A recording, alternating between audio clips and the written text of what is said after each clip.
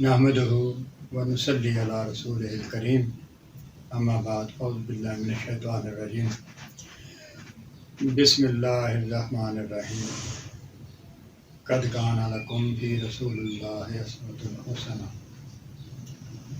صدق اللہ مولانا العظیم۔ سامعین و ناظرین،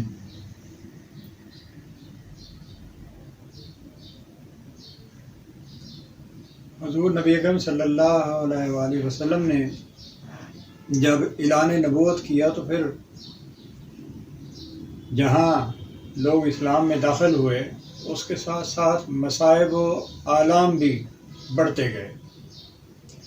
مگر دعوت و تبلیغ کا سلسلہ جاری رہا۔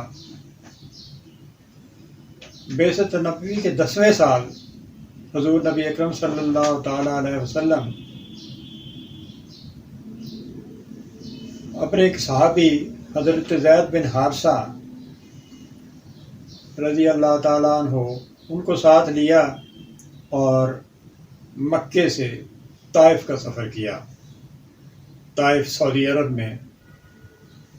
مکے سے تقریباً کوئی 65 کلومیٹر دور ایک شہر ہے۔ تو حضور نبی اکرم صلی اللہ علیہ وسلم اپنے صحابی حضرت زید بن حارثہ کے ساتھ وہاں تشریف لے گئے اور تقریباً 10 دن طائف کے اس شہر میں لوگوں کو دعوت و تبلیغ دیتے رہے،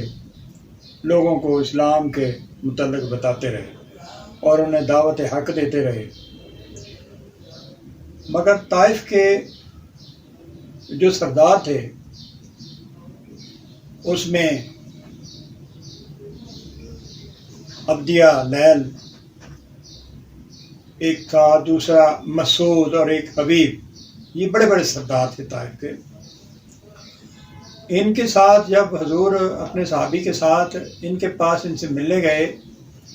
اور انہیں دعوت حق دینے گئے تو بجائے اس کے کہ بات چیت ہوتی، گفت و شنید ہوتی، انہوں نے استہزاء کرنا شروع کر دیا، مذاق اڑانا شروع کر دیا،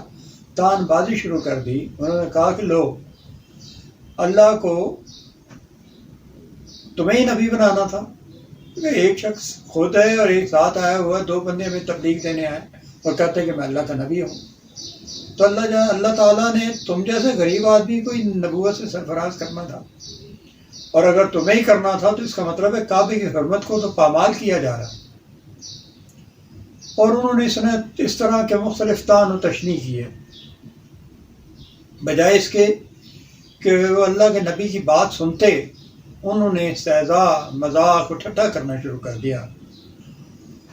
اور نہ صرف یہاں تک بات رہی بلکہ انہوں نے طائف کے جو شریر اور شرارتی بچے تھے ان کو حضور نبی اکرم صلی اللہ علیہ وسلم کے پیچھے لگا دیا اور کہا کہ ان کو تنگ کرو، کیونکہ وہ سردار تھے، لوگ ان کے کہنے میں تھے۔ تو وہ بچے جگہ جگہ جا کر تو پتھر لے کر رستے میں کھڑے ہو جاتے تھے، اور ایک جگہ حضور پہنچے تو انہوں نے پتھر برسانے شروع کر دیے۔ حضرت زید بن حارثہ نے بڑی کوشش کی، آپ دائیں بائیں سے ہو کے حضور کو بچا رہے تھے، جس میں آپ شدید زخمی ہو گئے، آپ کا سر بڑا شدید زخمی ہوا۔ اور حضور نبی کرم صلی اللہ علیہ وسلم کا یہ عالم تھا کہ سر سے پاؤں تک سرکار زخمی ہیں،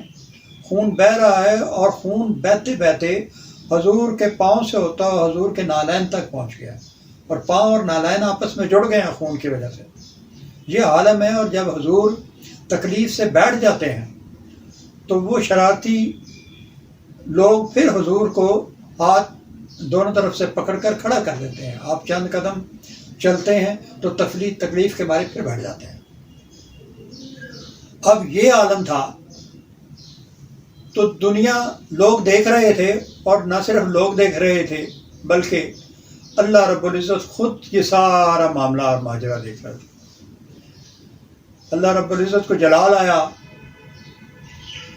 اور اپنے نبی کو جب اتنی تکلیف میں دیکھا تو حضرت جبرائیل علیہ السلام کو فوری زمین پر بھیج دیا، اور وہ اپنے ساتھ اس دن ایک اور فرشتہ بھی لے کر آ گئے، آگے سلام کیا اور کہا کہ حضور میں جبریل ہوں اور اللہ نے یہ ملک الجبال کو میرے ساتھ بھیجا۔ اب جبل عربی میں پہاڑ کو کہتے ہیں اور جبال اس کی جمع ہے، پہاڑوں کا فرشتہ۔ کہا کہ یہ ملک الجبال ہے اور اللہ رب العزت نے بھیجا ہے، جیسے ملک الموت ہوتا ہے، ملک الرجال ہوتا ہے، اسی طرح سے ملک الجبال۔ اس نے کہا حضور میں وہ فرشتہ ہوں کہ اللہ نے پہاڑوں پر میری ذمہ داری لگائی ہے، میری ڈیوٹی لگائی ہے، تو آپ حکم کریں میں طائف کے ارد گرد جو 2 پہاڑ ہیں ان کو آپس میں ٹکرا دیتا ہوں تو یہ سارے طائف والے اس کے اندر غرق ہو جائیں گے۔ آپ نے فرمایا کہ نہیں، میں سمجھتا ہوں کہ ان کی آئندہ آنے والی نسلیں جو ہیں یہ نہ صحیح، اگر یہ گستاخ ہیں، یہ میری دعوت کو قبول نہیں کرتے، تو میں دیکھتا ہوں کہ ہو سکتا ہے کہ ان کی آئندہ آنے والی نسلیں میرے دین میں داخل ہو جائیں، لہٰذا ان لوگوں کو تم نے کوئی نقصان نہیں پہنچانا۔ تو حضور صلی اللہ علیہ وسلم زخمی حالت میں جب شہر سے تھوڑا سا باہر کی سائڈ پہ آئے تو ایک سایہ دار درخت تھا، ایک انگور کے بیل تھی، اس کے نیچے سایہ تھا، وہاں آ کے حضرت زید بن حارثہ نے آپ کو بٹھایا،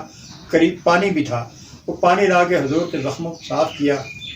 اور ابھی بیٹھے ہوئے تھے اور سارے معاملات کو ذہن میں سوچ رہے تھے کہ اس کے قریب ہی طائف کے 2 اور سردار رہتے تھے، عتبہ اور شیبہ۔ جب انہوں نے دیکھا کہ یار یہ مسلمانوں کے نبی ہیں اور یہاں دعوت دینے کے لیے آئے تھے، تو اس شہر میں جو کچھ بھی ہوا یہ ان کے ساتھ تو بڑی زیادتی ہوئی، ان کے اندر اتنی جرأت تو پیدا نہ ہوئی کہ وہ آ کر کھل کے حضور کا ساتھ دیتے، مگر انہوں نے اپنے غلام، اس کا نام عداس تھا، اس کو انگور دے کے بھیجا، کہا جا کہ یہ ان مہمانوں کو جا کے دیا۔ وہ لے کر آیا انگور، اس نے آ کے پیش کیا، میں کہا حضور جی میں آپ کے لیے لایا ہوں۔ تو آپ نے اس کو انگوروں کو کھانے سے پہلے پڑھا بسم اللہ الرحمن الرحیم۔ تو اس نے کہا کہ حضور یہ طائف والے یہ تو بسم اللہ الرحمن الرحیم نہیں پڑھتے ہیں، یہاں تو نہیں پڑھا جاتا ہے۔ تو آپ نے اسے پوچھا کہ تم کون ہو؟ تو اس نے کہا کہ میں نینوا کا ہوں، عراق کا ایک شہر تھا نینوا، کہا میں وہاں کا رہنے والا ہوں، وہ نسلاً عیسائی تھا۔ جب اس نے اتنا کہا تو حضور نے اسے فرمایا کہ حضرت یونس علیہ السلام کا جو وطن ہے تم اس کی بات کر رہے ہو؟ اس نے کہا کہ بالکل میں اسی وطن کا رہنے والا ہوں، نینوی کا، اور حضرت یونس علیہ السلام بھی ادھر ہی، وہ بھی وطن انہی کا وطن ہے، مگر آپ کیسے جانتے ہیں؟ آپ تو گئے نہیں، وہ تو بڑے مدت پہلے حضرت یونس علیہ السلام اللہ کے پیغمبر تھے اور وہ اس دنیا میں مبعوث ہوئے تھے۔ تو حضور نے فرمایا کہ میں اللہ کا نبی ہوں اور حضرت یونس علیہ السلام میرے بھائی تھے، اس نسبت سے میں سب انبیاء کو جانتا ہوں۔ اداس نے اتنا سننا تھا کہ وہ آپ کے ہاتھ پر بیعت کر کے مسلمان ہو گیا۔ تو اللہ نے طائف میں وہ پہلی کامیابی دی، اور اس کامیابی کے سبب حضور کو پھر کچھ حوصلہ ہوا، اور حضور اس حالت میں پھر واپس